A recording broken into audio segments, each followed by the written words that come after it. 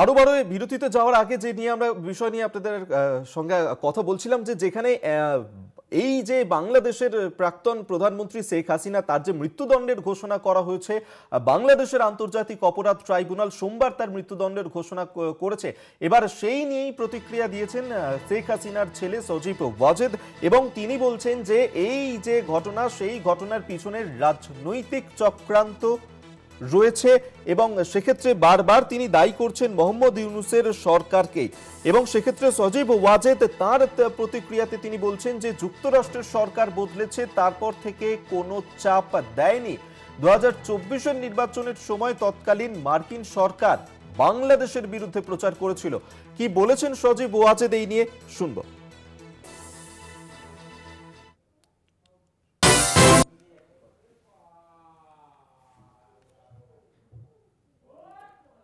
A very distinct change in outlook. President Trump himself announced at a press conference earlier this year that the previous administration, through USAID, had spent millions of dollars on regime change in Bangladesh. He was referring to the protests last year. So I think the U.S. attitude has definitely changed. And they're certainly more concerned about the threat of terrorism and the rise of Islamism in Bangladesh than the previous administration. আপনারা শুনলেন যে সজীব ওয়াজেদ তিনি ঠিক এই বিষয় নিয়ে কি বলেছেন। আমরা এই নিয়ে বিস্তারিত কথা বলবো এই মুহূর্তে সরাসরি নিউজ রুম থেকে। আমাদের সঙ্গে রয়েছেন আমাদের সহকর্মী অঙ্কুর ভট্টাচার্য। অঙ্কুরদা, এই যে বাংলাদেশের প্রাক্তন প্রধানমন্ত্রী শেখ হাসিনা তার যে মৃত্যুদণ্ডের সাজা ঘোষণা করা হলো, সেই নিয়ে এখনো পর্যন্ত আমেরিকা তাদের কি ভূমিকা? আমেরিকার যে ভূমিকাটা, সজীব আহমেদ জয়ের মূল্যায়ন আমেরিকার ভূমিকা সম্পর্কে তা অত্যন্ত তাৎপর্যপূর্ণ। তার সরাসরি বক্তব্য 2024-এর জুলাই মাসে যে বাংলাদেশে গণ অভ্যুত্থান হয়েছিল, সেই গণ অভ্যুত্থানের পেছনে সিআইএর হাত ছিল, অর্থাৎ মার্কিন যে গোয়েন্দা সংস্থা সিআইএর হাত ছিল। তবে সেক্ষেত্রে গণ অভ্যুত্থানের আন্দোলনে আর্থিক যে সহযোগিতা, সেই আর্থিক সহযোগিতার কথাই বলা হয়েছে সজীব আহমেদের পক্ষ থেকে। তার বক্তব্য, টাকা ঢেলেছিল সিআইএ বা মার্কিন গোয়েন্দা সংস্থা, এবং তার পাশাপাশি গণ অভ্যুত্থানের সময় যে বিপুল পরিমাণ আমরা দেখেছিলাম, বাংলাদেশ উত্তপ্ত হয়েছিল, দিকে দিকে গুলি চলেছিল, বোমা বিস্ফোরণের ঘটনা ঘটেছিল, প্রত্যেকটি জায়গায় পাক যে গোয়েন্দা সংস্থা আইএসআই, পাক গুপ্তচর সংস্থা আইএসআই এর পক্ষ থেকে অস্ত্র সরবরাহ করা হয়েছিল বলেই সরাসরি অভিযোগ করেছেন সজীব আহমেদ জয়। তার বক্তব্য, জুলাই অভ্যুত্থানের সময় পাক গুপ্তচর সংস্থা আইএসআই অস্ত্র জুগিয়েছে এবং সিআইএ টাকা ঢেলেছে। এবং তার পাশাপাশি তার বক্তব্য, পরবর্তী সময় অর্থাৎ জুলাই অভ্যুত্থানের সময় মার্কিনের প্রশাসনে ছিল ডেমোক্র্যাটসরা, অর্থাৎ জো বাইডেনের নাম না করে তার বক্তব্য, ডেমোক্র্যাটদের সঙ্গে যেহেতু হিলারি ক্লিন্টনের সঙ্গে যেহেতু সম্পর্ক ভালো ছিল মোহাম্মদ ইউনূসের, সেই জন্য ডেমোক্র্যাটরা এই গণ অভ্যুত্থানে মোহাম্মদ ইউনূসকে নিয়ে আসার জন্য তারা সেই গণ অভ্যুত্থানকে সহযোগিতা করেছিল অর্থ যোগান দিয়ে। এবং তার পাশাপাশি তাদের বক্তব্য, পাক গুপ্তচর সংস্থা মৌলবাদীদের নিয়ে আসার জন্য অস্ত্রের যোগান দিয়েছিল। কিন্তু পরবর্তী সময় গত 1.5 বছর ধরে মোহাম্মদ ইউনূসের যে সরকার চলছে, সেই 1.5 বছর ধরে সেই সরকার অনির্বাচিত, মৌলবাদীদের দ্বারা প্রভাবিত সরকারে অবশ্য ডোনাল্ড ট্রাম্প প্রশাসন, অর্থাৎ রিপাবলিকদের যে প্রশাসন, সেই প্রশাসন তেমনভাবে কোনো ভূমিকা গ্রহণ করেননি।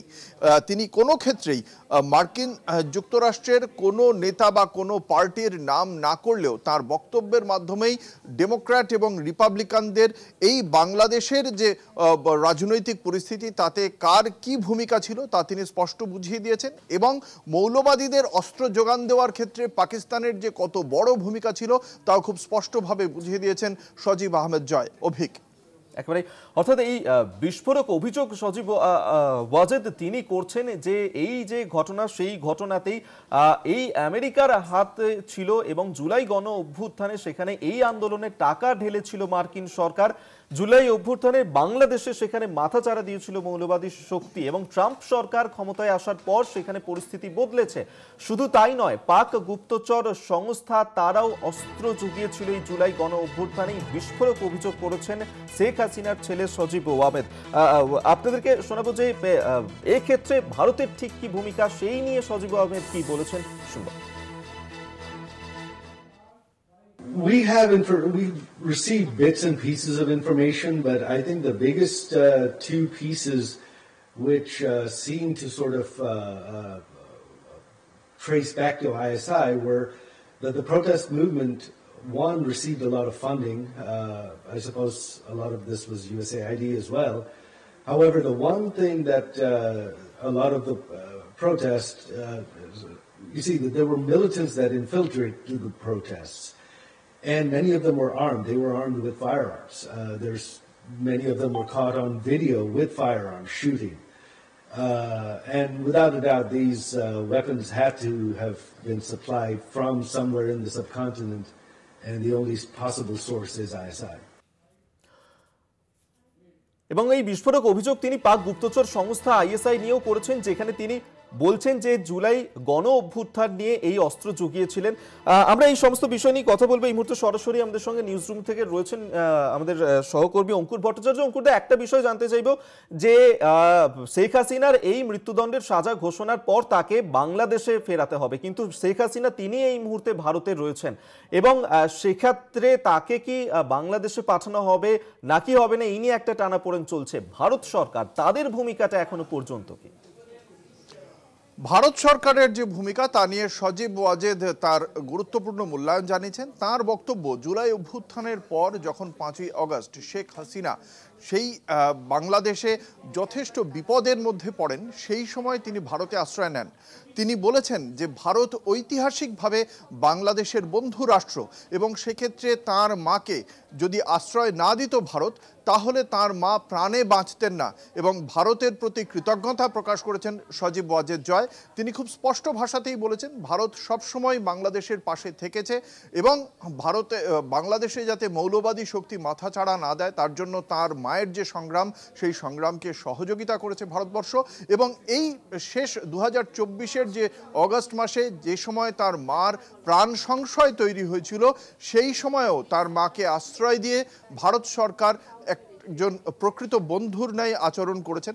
এবং এই মুহূর্তে দাঁড়িয়ে ভারত, যে প্রশ্নটা তুমি করলে যে ভারত শেষ পর্যন্ত কি করতে পারে, ভারতের সঙ্গে বাংলাদেশের 2013 সালে বন্দি প্রত্যর্পণ চুক্তি হয়েছিল, পরে সেই চুক্তি সংশোধিত হয় 2016 সালে। এই চুক্তিতে অনেকগুলি শর্ত রয়েছে, যে শর্তের প্রেক্ষিতেই বাংলাদেশের পক্ষ থেকে ভারতের কাছে শেখ হাসিনার প্রত্যর্পণ করার জন্য আবেদন জানানো হয়েছে। যদিও ভারত শেখ হাসিনাকে প্রত্যর্পণ করবে কিনা সেই বিষয়ে বিদেশ মন্ত্রকের পক্ষ থেকে জানানো হয়েছে যে বাংলাদেশের পক্ষ থেকে নথি তারা পেয়েছেন, কিন্তু এই বিষয়ে পুরো বিষয়টি খতিয়ে দেখা হচ্ছে। যদি এই চুক্তির দিকে আমরা তাকাই তাহলে খুব সুস্পষ্টভাবে এই চুক্তির অন্যতম শর্ত হচ্ছে, যে ব্যক্তি ভারতে আশ্রয় নিয়েছেন তিনি যদি সংশ্লিষ্ট রাষ্ট্রে, অর্থাৎ এক্ষেত্রে বাংলাদেশে তার যদি প্রাণহানি হওয়ার আশঙ্কা থাকে তাহলে সেই ব্যক্তিকে ভারত পাঠাবে না। 1 নম্বর পয়েন্ট। দ্বিতীয়ত, এক্ষেত্রে বাংলাদেশের যে পরিস্থিতি এবং যেভাবে বিচার হয়েছে, যে বিচারকে বিচারের নামে প্রহসন বলা হচ্ছে, সেই বিচার সম্পর্কে মার্কিন যুক্তরাষ্ট্রের মানবাধিকার সংস্থা অ্যামনেস্টি ইন্টারন্যাশনাল খুব সুস্পষ্টভাবে বলেছে বিচারের নামে প্রহসন হয়েছে। ফলে সেই যদি কোনো বিচার রাজনৈতিক উদ্দেশ্য প্রণোদিতভাবে হয়, তাহলে তার প্রেক্ষিতে কোনো আশ্রয় যিনি রয়েছেন, অর্থাৎ এক্ষেত্রে শেখ হাসিনা, তাকে ভারত যদি চায় সে বাংলাদেশে নাও পাঠাতে পারে। প্রধানত এই দুটি শর্তের প্রেক্ষিতেই ভারত এই মুহূর্তে শেখ হাসিনাকে বাংলাদেশে যদি না চায় তা ভারত না পাঠাতে পারে। এবং এক্ষেত্রে ভারত কোনো উত্তর এখনো পর্যন্ত দেয়নি। কূটনৈতিক মহল সূত্রে যেটা জানতে পারা যাচ্ছে, ভারত এক্ষেত্রে ওয়েট অ্যান্ড ওয়াচ এই পন্থাতেই এগিয়ে চলবে। ফলে যতদিন পর্যন্ত আরেকটি অন্যতম গুরুত্বপূর্ণ শর্ত ছিল এই বন্দি প্রত্যর্পণ চুক্তির ক্ষেত্রে, বাংলাদেশের যদি কোনো অনির্বাচিত সরকার ভারতের গণতান্ত্রিকভাবে নির্বাচিত সরকারের কাছে এই ধরনের কোনো আবেদন রাখে, তাহলে সেই বিষয়টি গুরুত্ব দিয়ে খতিয়ে দেখা হবে। এক্ষেত্রে বাংলাদেশে এখনো পর্যন্ত নির্বাচিত সরকার আসেনি, নির্বাচন হবে ফেব্রুয়ারির প্রথম সপ্তাহে, যা জানিয়েছেন মোহাম্মদ ইউনূস। ফলে এখনো পর্যন্ত পর্যন্ত শেখ হাসিনাকে ফিরিয়ে দেওয়ার কোনো সম্ভাবনা কূটনৈতিক মহলের একাংশ মনে করছেন নেই। আমাদের অপেক্ষা করতে হবে তার জন্য বিদেশ মন্ত্রকের কি পদক্ষেপ। অভিক একেবারে, এবং সেক্ষেত্রে অবশ্যই আমি আসবো তোমার কাছে। তবে এই মুহূর্তে আমাদের সঙ্গে টেলিফোনে রয়েছেন আমাদের মুখ্য রাজনৈতিক বিশ্লেষক জয়ন্ত ঘোষাল। জয়ন্তদা, এই মুহূর্তে একটা গুরুত্বপূর্ণ বিস্ফোরক অভিযোগ করেছেন শেখ হাসিনার ছেলে সজীব ওয়াজেদ। তিনি বলছেন যে গত বছর যে জুলাইয়ের গণ অভ্যুত্থানের ঘটনা ঘটেছিল এবং সেই ঘটনাতেই অস্ত্র জুগিয়েছিল পাক গুপ্তচর সংস্থা আইএসআই। শুধু তাই নয়, আমেরিকাও টাকা ঢেলেছিল সেই ঘটনাতে। জয়ন্তদা, এই ঘটনাটা এর আগেও আলোচিত হয়েছে এবং আজকে এটা আরো বিস্ফোরক হয়ে উঠলো। তার কারণ শেখ হাসিনার পুত্র মানে জয় সরাসরি এই অভিযোগটা করায়। তার কারণটা হচ্ছে, এটা তো ঘটনা যে শেখ হাসিনাকে যে সরানো হলো তার জন্য যে ধরনের মানে বিদ্রোহ অভ্যুত্থান যাই বলা হোক না কেন, তার পেছনে একটা সেনাবাহিনী কাজ করেছিল এবং এটা একটা খুব সুপরিকল্পিত মানে একটা ব্লুপ্রিন্ট ছাড়া তো এত বড় একটা ঘটনা ঘটতে পারে না। সুতরাং এটার পেছনে একটা ব্রেন কাজ করেছিল, এটা তো নিশ্চয়ই মানে নিশ্চিত। এরপর যেটা হলো যে পাকিস্তান যেভাবে বাংলাদেশকে সমর্থন করতে লাগলো এবং আইএসআই প্রধান তিনি ঘন ঘন বাংলাদেশে যেতে শুরু করলেন ইউনূস সরকারটা গঠন হওয়ার পর, এবং ইউনূস সরকারকে প্রতিস্থাপিত করার জন্য মার্কিন স্টেট ডিপার্টমেন্ট হিলারি ক্লিনটনের যে আধা সরকারি সংস্থা তারা যেভাবে ক্যাম্পেইন করেছিল এবং যেভাবে আমেরিকার স্টেট ডিপার্টমেন্ট সেই সময় শেখ হাসিনা থাকার সময় যেভাবে সক্রিয় হয়ে উঠেছিল, এমনকি শেখ হাসিনাকে ভোট না করে একটা তদারকি সরকার আগে গঠন করে তারপরে ভোটে যাওয়ার পরামর্শ দেওয়া এবং ঢাকায় যে নির্বাচন কমিশন তার সঙ্গে গিয়ে মার্কিন প্রতিনিধি দলের বৈঠক, এবং তখন থেকেই কিন্তু শেখ হাসিনাকে প্রবল চাপ সৃষ্টি করা হয় এবং সেই সময় শেখ হাসিনা সে কথা শোনেনি। তারপরে এই বিদ্রোহ এবং আইএসআই এর শুধু ঘন ঘন যাওয়া তাই নয়, পূর্ব পাকিস্তান আর এবং পাকিস্তানের যে বিরোধটা সেটা তো বাংলা ভাষাকে মূলধন করে সেই সময় উর্দু জাতীয়তাবাদের বিরুদ্ধে লড়াইটা হয়েছিল। সেখানে শেখ মুজিবুর রহমানকে মানে তার বঙ্গবন্ধুর বাসভবনকে ডিস্ট্রয় করে এবং বারবার যেটা একটা ন্যারেটিভ তখন উল্টো হয়ে গেল, অর্থাৎ যে পাকিস্তান বাংলাদেশের যে জন্মটা সেই জন্মটাই তো পাকিস্তানের বিরুদ্ধে লড়াই করে এবং পাক সেনার বিরুদ্ধে, সেই পাক সেনাবাহিনী সেই আইএসআই এর সমর্থন এবং সেইটা নিয়ে তাহলে কি একটা নতুন বাংলাদেশ যেখানে Jamaat has become a very important determining factor, তাহলে সেই জামাতকে মূলধন করে জামাতের রাজনীতিতে তাহলে সেখানে কি প্রো পাকিস্তান একটা তৈরি হবে? এটার পেছনে কি তাহলে আইএসআই এর ভূমিকা ছিল? সেটাই জয় বলতে চেয়েছে।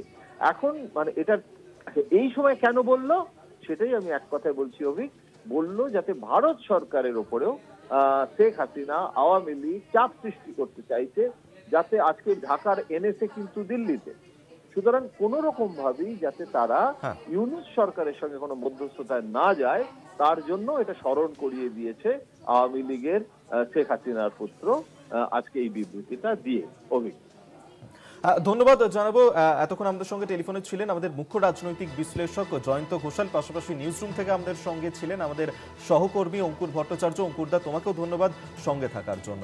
অর্থাৎ এই যে ঘটনায় তাতেই বিস্ফোরক মন্তব্য এবার করেছেন শেখ হাসিনার ছেলে সজীব ওয়াজেদ। তিনি বলছেন যে এই জুলাইয়ের গণ অভ্যুত্থানের ঘটনায় পাক গুপ্তচর সংস্থার হাত ছিল, আমেরিকা টাকা ঢেলেছিল এবং তার মায়ের এই যে মৃত্যুদণ্ডের ঘোষণা, সেই ঘটনাতেই রাজনৈতিক চক্রান্ত রয়েছে, ষড়যন্ত্র রয়েছে, এমনটাই কিন্তু বিস্ফোরক অভিযোগ করেছেন শেখ হাসিনার ছেলে সজীব ওয়াজেদ।